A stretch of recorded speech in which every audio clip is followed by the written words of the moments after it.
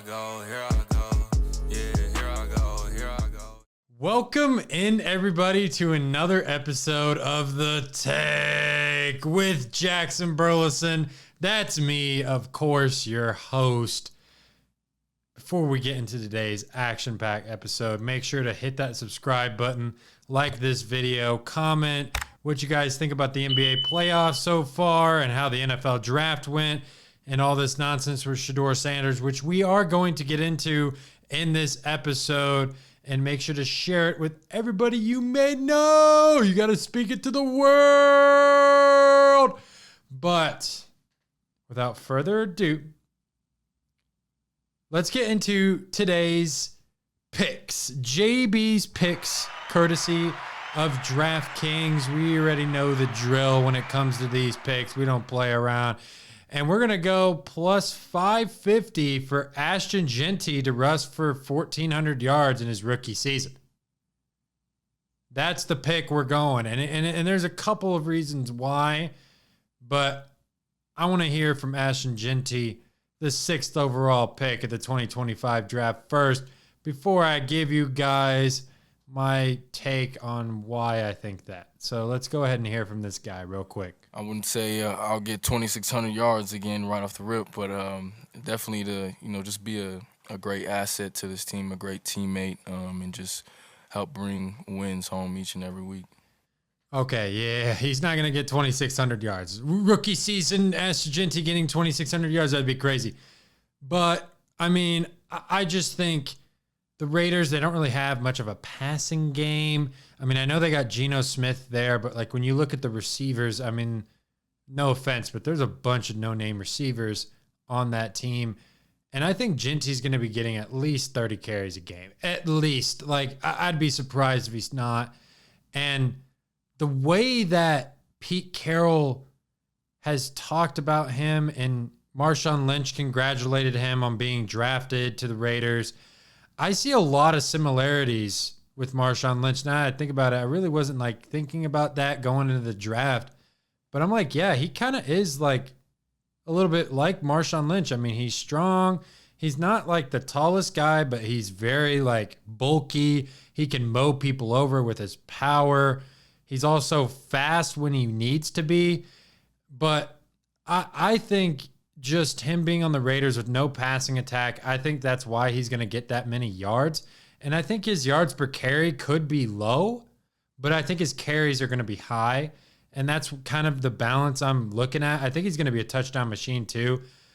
I mean, I'm expecting him to get at least like 14 touchdowns next year. I know that's a lot, but he also talked about him being a receiver in the passing game. And Jeanty kind of looked at Pete Carroll. He's like, oh, like I'm going to be a receiver. He's expecting to run the football. And let's be real. I mean, I think that's a steal. I mean, that's an underdog bet. If you don't take that bet right now, I'd be shocked. I mean, I think Jeanty's just going to bring an element to this Raiders offense that they haven't had since Josh Jacobs left. I mean, I think that's what we're talking about here. And we know how good Josh Jacobs was when he was on the Raiders. So imagine how Jeanty's going to look his rookie year. I would bet on that right now. I think he could easily have 1,400 yards. Easily. I mean, that's over a 17-game season in the NFL. I mean, he's got to average 82.4 yards per game. I mean, I think that's very reasonable to obtain. Very reasonable. And you know he's going to have games where he has less than that, and you know he's going to have games where he just goes bananas. So it's all going to balance itself out when it comes to Jeanty and that pick. So give me that pick to start off this pod. Now, man, let's get into some Shedeur Sanders here. An unprecedented fall to the 5th round. I did not see this coming at all. I've honestly been dying to talk about this. I really didn't think that he was that bad compared to all these other quarterbacks. And like, it was a weak quarterback class. I mean, everybody knows it was a weak quarterback class. And a lot of people had Shedeur Sanders ranked the number 2 prospect, including me. I didn't think guys like Dylan Gabriel or Tyler Shaw, like I didn't think those guys were better. Like, no offense, even Jackson Dart. Like, and Jackson Dart was one of those guys I was like thinking like, well, maybe he's better than Shedeur Sanders, but I don't know. I've seen some moments where Jackson Dart has just not looked that great. His decision making was bad. But then I was saying the same thing about Shedeur Sanders. And then when something came to my attention when it came to like, why is he actually falling? And I talked to many people about how he doesn't have good character. He's cocky. He's always bragging about himself being a Sanders. That may be the case, but I wouldn't have said, yeah, just because of those things, just because he had bad interviews means he's going to fall to the 5th round. Now, I could say maybe that's why he falls to like the 2nd or 3rd round, but not the 5th round. And there are also reports saying that he wasn't showing up prepared to interviews and also film studies with certain coaches. Brian Dable, New York Giants head coach, was one of those guys. And I just didn't really think that that was going to happen. I mean, in where he got picked was just strange to me. I mean, he went to the Cleveland Browns, but I mean, the Cleveland Browns took 2 quarterbacks, and I don't know what this general manager in Cleveland's talking about. So you guys got to hear what this guy had to say, because it's just so bad, man. Cleveland is just praying to the football gods that one of these quarterbacks works out. Shedeur, we talk oftentimes about quarterback being the most important position in the sport. We obviously spent a lot of time with Shedeur throughout the process.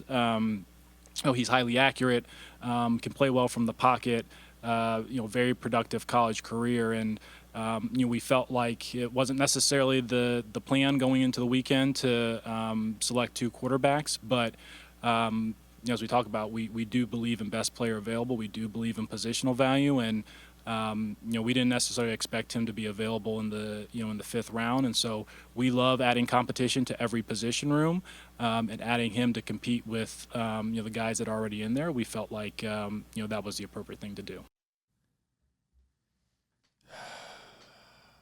Well, first of all, I'm going to tell you right now, it wasn't the appropriate thing to do, because let's just start from the beginning of the draft for the Cleveland Browns here, because this is all going to tie in. So you trade the number 2 overall pick. You let the Jaguars snag Travis Hunter, Shedeur Sanders' right-hand man. They played together their entire college career, going back to Jackson State. I mean, you could have had Shedeur Sanders and Travis Hunter on the exact same team. And that's bread and butter. I mean, you can't pass that up. Ever. You can't. Their chemistry is unmatched. And I know for a fact, if you're going to get those 2 teams, if you're going to get those 2 players on the same team, they're going to figure it out. Because their chemistry it's not like anybody else's. It's just not going to be, because the amount of time that they spent together. And for him to say, well, we didn't know we were going to draft 2 quarterbacks. Why would you draft 2 quarterbacks? First of all, that's what I don't get. You already have Joe Flacco. You've got Deshaun Watson. He's probably not even going to suit up in a Cleveland Brown uniform ever again. You got Kenny Pickett. You traded for him in the offseason. Then you drafted Dylan Gabriel in the 3rd round, which made 0 sense at all. I mean, why would you trade for Dylan Gabriel?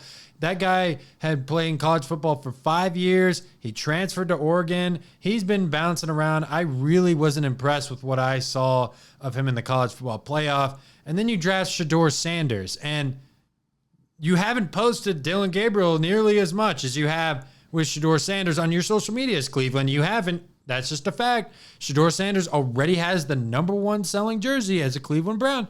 That is a fact. So why wait? That's what I think people are trying to figure out. And my take is that, I mean, every team passed on him. Every team passed on him. No one wanted Shedeur Sanders. That's the bottom line here. Because Shedeur Sanders, if you look at him as a prospect, he has a lot of flaws just as a player. But I feel like those flaws as a player weren't really the conversation. I think it was his mental. I think it was his attitude.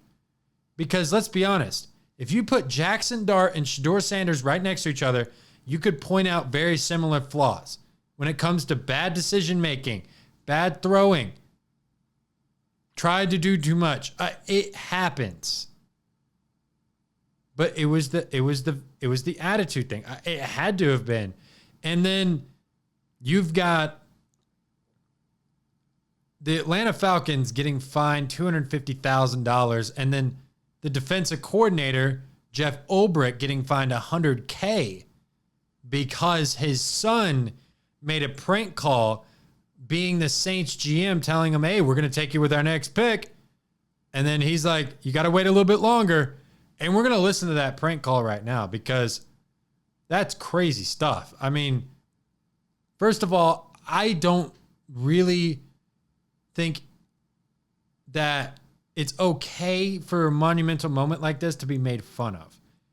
Because if I was in Shedeur Sanders' shoes, I'd be like, yo, I've just been waiting to get drafted. This is an important moment to me. I've worked my whole life to get here. And then some 21-year-old kid calls me. And first of all, why is he not getting fined? Why is Ulbrich getting fined? And I know the reason they fined Ulbrich on paper was because they weren't able to conceal confidential information, which is fine, but you can't hold him specifically accountable for that, especially when his son is over 18. I'm just saying. That's my personal opinion, but we're going to listen to the prank call right now. I'm sure a bunch of you guys have heard it already, but if you haven't, here's what it was. This is Mickey Loomis here, the GM of the New Orleans Saints. How you doing? This is Mickey Loomis here, GM of the Saints. How you doing? Good, how are you, man? Good, been waiting on you. Yeah, we have. It's been a long wait, man. We're going to take you with our next pick right here, man. This ain't gonna be nothing to you. Yeah, but you're going to have to wait a little bit longer, man. Sorry about that.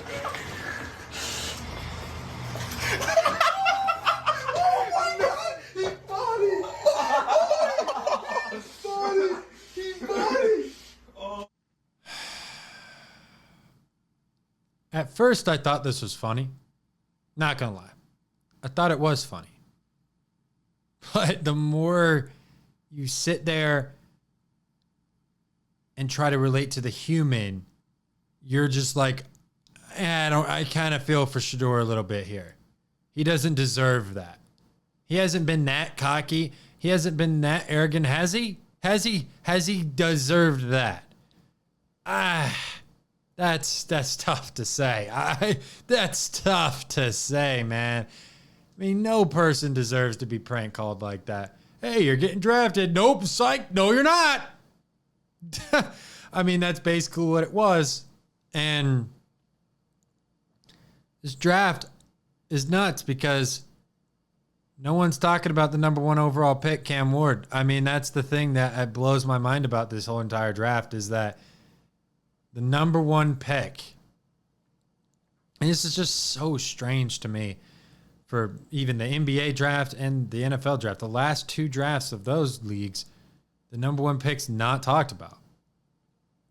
And Cam Ward's a star, but when you got Sanders over here on the back of your jersey, that's going to carry some weight. He's going to be the most talked about 5th round pick in NFL history.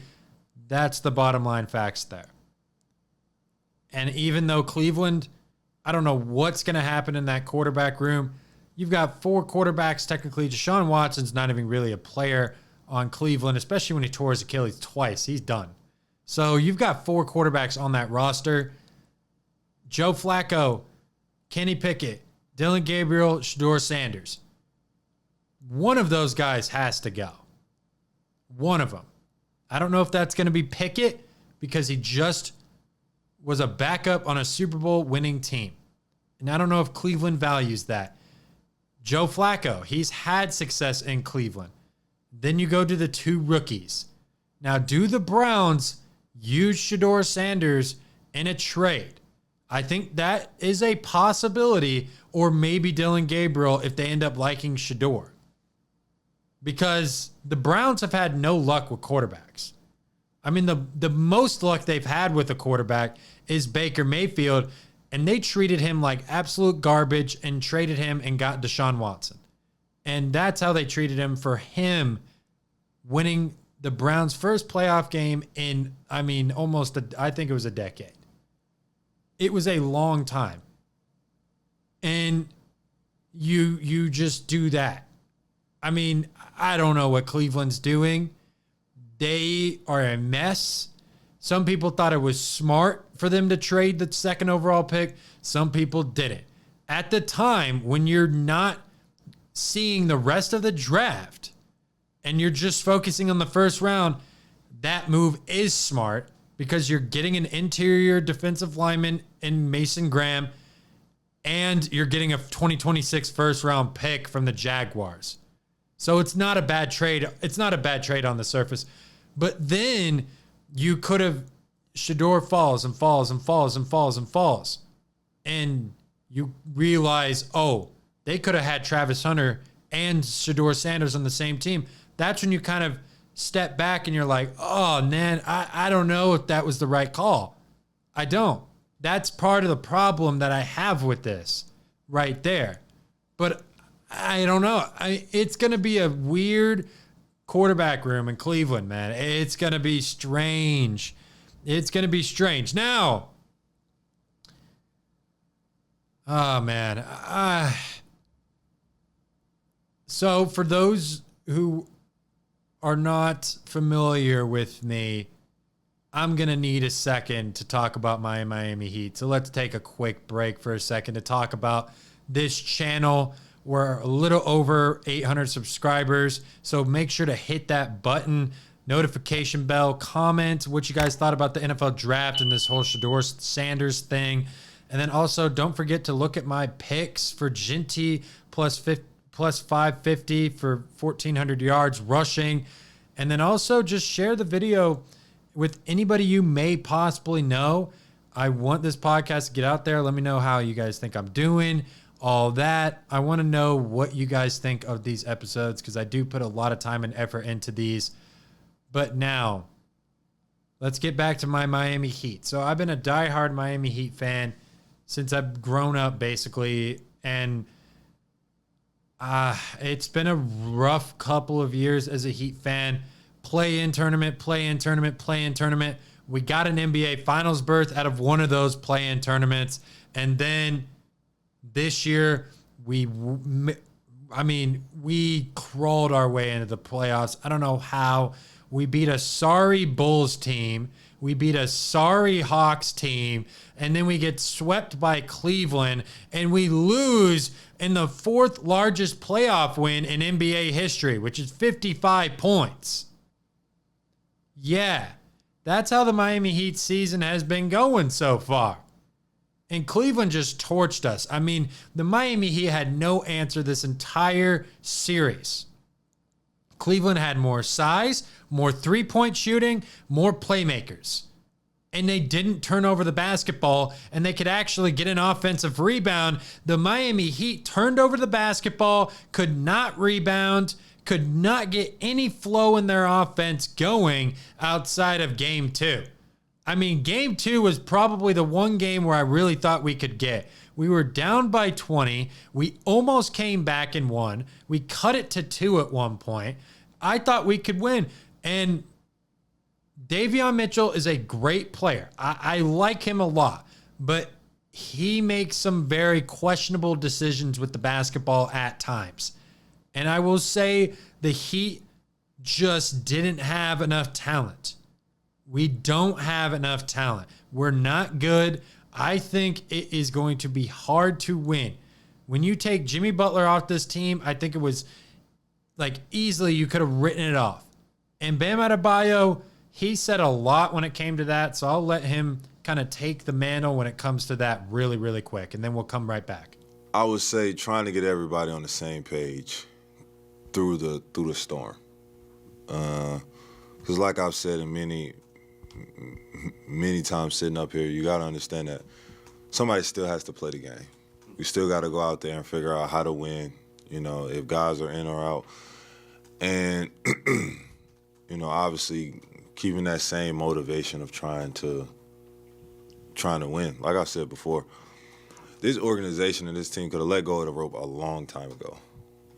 Going through what we went through this season, a lot of people could have just chalked it up and just been like, you know what, we're just gonna start over. And that's one thing I love about this organization, that we're always trying to win, no matter what situation we're in. Like I said before, we went through 2 playing games trying to get in the playoffs on the road, trying to just get to the dance. So I would say it's been an up and down road.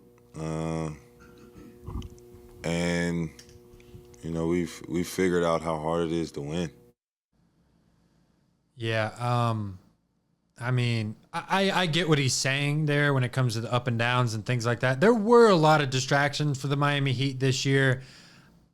I'll say that as an excuse. I think that's a valid excuse, and for us to still make the playoffs, not give up on the season.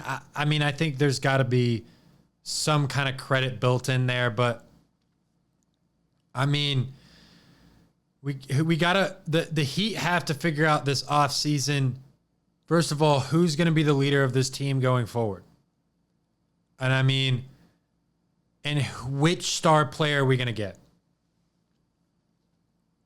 Because there is a guy in Milwaukee by the name of Giannis Antetokounmpo that I think could be on the move after the Milwaukee Bucks get bounced out of the first round by the Indiana Pacers. I just think he's had enough there. And I think the Heat are good enough to give him support. Now, if we trade for him, I think the Heat are going to have to give up a significant amount of assets, probably draft picks, hopefully not players, because we do have a lot of bench depth that Giannis could very well utilize. And the Bucks don't have that. They haven't built well from the draft like the Heat have. And they've also had a lot of injuries. And Damian Lillard tearing his Achilles, that's a killer for the Milwaukee Bucks and Giannis's future in Milwaukee. It really is. It really is. I mean, there's no way Giannis stays in Milwaukee. He's got to come to South Beach. That is the option here. He's been floating around with that for a couple years now. Just come to South Beach. Pack your bags, Giannis. Go on the beach, drink some pina coladas with Tyler Hero, and call it good. Get a championship. You already got one in Milwaukee. I mean, I think I could see Giannis Antetokounmpo having a very similar path when it comes to career-wise to Kareem Abdul-Jabbar. Because Kareem Abdul-Jabbar, he got his one title in Milwaukee, and then he went to LA with the Lakers to play with Magic. And I really think Bam Adebayo and Giannis would be a crazy, crazy pairing, man. That would be nuts. And Tyler Hero, I think he's really stepping into his own shoes. He's showing everybody what he can do. He had his best season by far. Even in the playoffs, he was having some pretty good games. I just think our defense was outmatched. And we were shocked by how good Cleveland really was. I just think Cleveland's a good basketball team. I think they're just well built. And that is going to be a heck of a series when it comes to Cleveland and the Indiana Pacers. Oh, my God. Oh, my God, man. But before we move on to that series, Miles Turner, center of the Indiana Pacers, he actually talked about Giannis's future, and he doesn't know either what it's going to be. Of course, he's, again, he's someone I've struggled with in the past. I had to really break down a lot of film and just go through a lot of reps to figure out how to slow him down. So he's someone who's made me have to really compete at a much higher level and really make me have to look myself in the mirror in the past. And, whatever happens in the future, with him or Milwaukee or whatever it may be, I mean, he's still going to be one of the greater players in this league. So, of course, I tip my hats to him just going out there and scoring damn near 30 points every single night, trying to, carry a team. But, yeah, I think fortunately we were able to get the better of him this year. And by the way, before we move on to this fantastic series, Cavs Pacers, Giannis had 30, 20, 13 in Game 5 against the Pacers. That's a heck of a stat line. That's why he's the Greek freak. That's why this guy is so flipping good, man. And I don't know what his future looks like. Hopefully it's South Beach. But I had to get that because even other players on other teams are thinking this guy could leave. That's when you know, in my opinion. Regardless of where Giannis goes, if Giannis, okay, I'll take away my Heat bias for a second. If Giannis doesn't go to the Heat, I think the Spurs make a lot of sense. Rockets, Lakers. I mean, what's another team? Knicks. Those 4 teams could make a lot of sense for Giannis. It could. And I think out of those 4, the Knicks make the most sense. They have assets they can trade. They could trade Mikal Bridges. They could throw him in a package. If the Knicks don't make it over the hump this year, which I don't think they will, and they're currently playing right behind me, so I think they're going to win Game 6. As I sit here and predict this, I think they're going to win Game 6. They're going to be playing Boston in the second round. They're going to get beat to tar in that series. But let's go ahead and let's go to Cavaliers and Pacers. Game 1 Sunday. First of all, I think this series goes 7. Either way, 7 games. I mean, Tyrese Halliburton, the way he controls games, it's just very fun to watch. When you watch Tyrese Halliburton, it looks like everything's in slow motion to me. And he can shoot the lights out. He's a great passer, and he's also a good defender. And for smaller point guards, he is a matchup nightmare. And Darius Garland is going to have to guard him? Yeah, I don't see that happening. That's not going to be a good matchup for Cleveland. That is really something that the Pacers can take advantage of. And Tyrese Halliburton is their best player. He is their best player. And this Pacers team is ready to roll. They also got Aaron Nesmith, Andrew Nembhard, Miles Turner, Pascal Siakam, Benedict Mathurin. Dude, they got a squad over there in Indiana. And then Rick Carlisle, he is a very experienced head coach. I really like this team. But, I mean, in game 1s, man, Donovan Mitchell has been an absolute beast.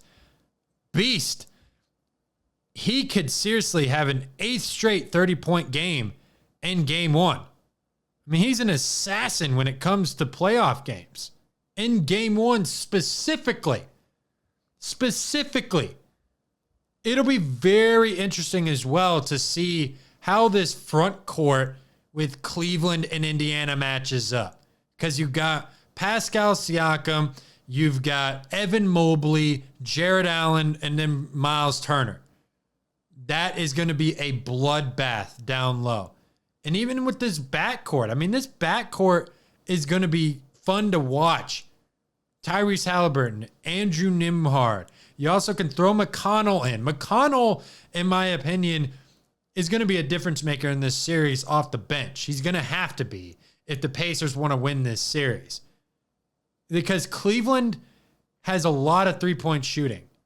A lot of it. And in my opinion, if the Pacers are trying to come back down 7 like they did in game 5 against Milwaukee to try to win the game against a team like Cleveland, you can't play like that against a team like Cleveland because they're going to step on your throat and they're going to close games because they're very good at doing that. Very good. They showed that in the Heat series. I know it's the Heat, but they showed they let up a lead and then they could easily just get out in front once again. And I think it's going to be one of the most fascinating second round series of the NBA playoffs. I think it could be the most fascinating series in the NBA playoffs. That's a series I'm going to be watching every single game. I'm going to be sitting down, tuning into the television because I have to watch that. I have to watch that. In that series, I'm going to stick with Cleveland in 7 just because I believe in what this team has done all year long. They had the best record in the Eastern Conference, second best record in the NBA.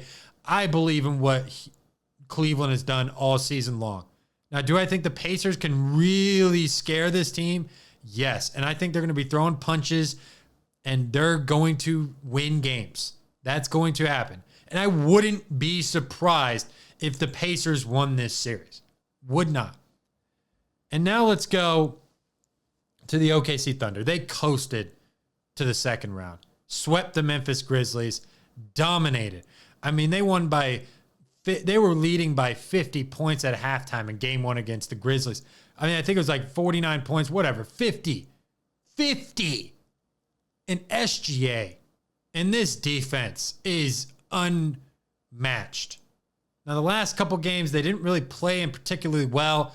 Ja Morant got hurt in this series as well, so there were a lot of factors. I don't think Ja Morant being healthy would have mattered. I still think OKC would have coasted, but OKC is going to have their hands full in the second round. And Shai Gilgeous-Alexander, he talked about having rest in between this time. I'm not sure. It can, honestly, it could work both ways against us. It could add a little rust or it could add a little freshness. I think trying to find a balance in between those two is going to be important in this next, however long it is till we wait for the next series. But we always say, the times in between the games is the days that you have to win in the playoffs, and that's where we're going to try to tackle in this next little break we get. Just try to be a better team than we were tonight, than we were this series come next series. That's a good point. I mean, yeah, you can have some rust, but if you're practicing, if you're going semi-hard in between these series, I think staying healthy and also, being in a groove, I think is important. And whoever the Thunder play, and we'll find out tonight who they're going to play possibly, Denver or the Clippers, because the Clippers are down 3-2 in this series going into LA. I mean, I think Denver's going to win Game 6, and I think it's going to be Denver and OKC in the second round. But OKC is just a defensive juggernaut. SGA, Jalen Williams, Alex Caruso, Lou Dort, Chet, Isaiah Hartenstein. You have a lot of guys that can ball. They can hoop.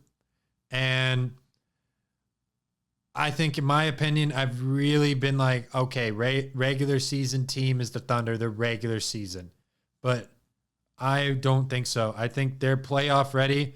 They're ready to make a championship run like everybody has been saying all year long. I think I've just been a little bit asleep because I got distracted with the Lakers, which I regret that very much, which we're going to talk about them in a little bit too. But I don't know, man. I mean, I just really think that the Nuggets could give the Thunder problems in the second round. I mean, especially the way Jamal Murray played in Game 5. This dude went for 45 points. We haven't seen him do that since the bubble. We haven't seen it. That was his best game of the playoffs in a long time. And Jokic finally is getting some help. And Christian Brown, that guy is a defensive anchor, man. That guy, I love that guy. He's a great role player. I think the Nuggets have the ingredients to really give the Thunder problems. I think they could take them 7. Do I think the Thunder are going to win? Yes, but whenever you have Nikola Jokic, you got a chance. And when Nikola Jokic is on the floor, whether he's scoring, whether he's passing, you have a shot. And he can hold his own against Chet, in my opinion. He can body Chet a little bit. I think Chet is going to have to be a little bit more of an offensive threat in the second round. And I think he's going to have to put up some points at times. But when you got a guy like SGA that you'll be fine. I think their defense is so good that it almost outweighs some of their offensive weaknesses at times. And they do have Alex Caruso, who's a champion, who has been there, who hits big shots. I think the Thunder will be okay, whoever they play in the second round, either Clippers or Nuggets, because if you get the Clippers in the second round, you're running into James Harden, who loves to disappear in the playoffs. This man doesn't appear until it's the regular season, and then it's the playoffs. It's like, oh, I forgot how to play basketball. I mean, he hasn't really been that good these playoffs. He hasn't. He hasn't been able to get by anybody. He hasn't been able to do anything. He's also been a non-factor on offense. It seems like it's the Kawhi show when I watch the Clippers. And also Zubac has been doing a lot for the Clippers. And when Zubac is looking like your second option, yeah, that's a little concerning in my opinion. But OKC, whoever they play, I think they're going to win that second round series and go to the Western Conference Finals. And now, so the Warriors and Rockets, they played last night. The Rockets just absolutely torched them. They shot 69% from the field in the first half. That is nuts. You don't see that. Keem Olajuwon was in the house. You know, this team is not playing around. Amin Thompson's really good. I think the Rockets could seriously make a comeback on the Warriors. Now, do I think the Warriors are going to win this series? Yes, but they better stop playing around with this Houston Rockets team. They have experience, and this series has been chippy, man. It has been a chippy series. Chippy series, man. These teams do not like each other.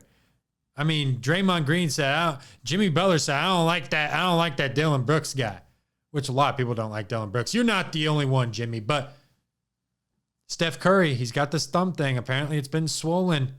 Apparently, that concerns me a little bit. And the Warriors to not close it out in Game 5. I don't know. You're bringing Houston back to life. This is a young team that thrives off energy. I don't think that's what you want. But whoever any of these teams play, I think the Timberwolves are going to go to the Western Conference Finals. I think Anthony Edwards, man, he showed up in this series. Back-to-back years. Kevin Durant, get out of here. LeBron James, Luka Doncic, get out of here. And now LeBron doesn't even know how long he's going to play. Seriously. I don't know. I don't have the answer to that. Something I'll sit down with my family, my wife, and my support group and kind of just talk through it and see what happens. And then just have a conversation with myself on how long I want to continue to play. I don't know the answer to that right now, to be honest. So let me see. I mean, I think it's just absolutely insane that you've got a 40-year-old LeBron James playing 46 minutes and J.J. Redick didn't even sub out a single player, which hasn't happened since 1997-98. A single substitution in Game 4. Not one in the second half. I mean, are you kidding me? Game 5 just didn't seem like the Lakers wanted it. Just didn't. Seemed like they were ready to go home. And I'm so pissed that I picked this team to win the championship. I overlooked so many issues that this Lakers team has. One, everybody's been telling me they don't have size. Two, J.J. Redick does not have a deep rotation. Three, you don't have enough shooters. You don't. You don't. You don't. And you don't have enough defense. I mean, Luka Doncic can't guard Jalen McDaniels. Are you kidding me? Luka needs to get better at defense. My God. I mean, I know he got away with it last year and the Mavericks went to the finals, but come on, dude. You got to be able to guard somebody. You cannot be this big of a liability. And maybe that's part of the reason why the Mavericks traded him. Now, I wouldn't have traded him, but maybe that's part of the reason. And LeBron James cannot be playing 46 minutes. You have to give him rest. You have to. He's played 22 years. 22. You gotta be able to manage his minutes better. You have to understand. And the Timberwolves are younger, hungrier, and they got the best player in this series, Anthony Edwards. I mean, he had an absolutely monster game 4. 43 points. Game 5, he took over. Julius Randle was cooking. And last night, Rudy Gobert had 27 and 20. He was dominant in the paint. He was dominant. When Rudy Gobert plays like that, that's when the Timberwolves become a dangerous team. But we don't see him play like that on a consistent basis. But I think he could. And I think Julius Randle is starting to figure out what his role is on this team. And it's scary. I mean, he is doing things off the dribble that I didn't think he was capable of doing in the playoffs. Step backs, turnaround fadeaways in the post. He's passing the ball. He's moving in the pick and roll well. Anthony Edwards is having good spacing. I mean, this Timberwolves team has the ingredients. And the Western Conference Finals is going to be the Thunder and Timberwolves, and that is going to be a really fascinating series. Really fascinating. Because whoever the Timberwolves play in the second round, whether that's the Warriors or Rockets, they're winning that series. I've got all the faith in the world in Anthony Edwards. I mean, that guy is... He's Jordan 2.0. He's got the mentality. He was pushing LeBron James all game in game 4. I'm here. Look at me. I love that. I miss guys like that who put it to the legends of the game, who say, I don't care who you are. I'm here. I'm ready to write my history. And that's what Anthony Edwards is saying every single year in the playoffs. He is a playoff performer.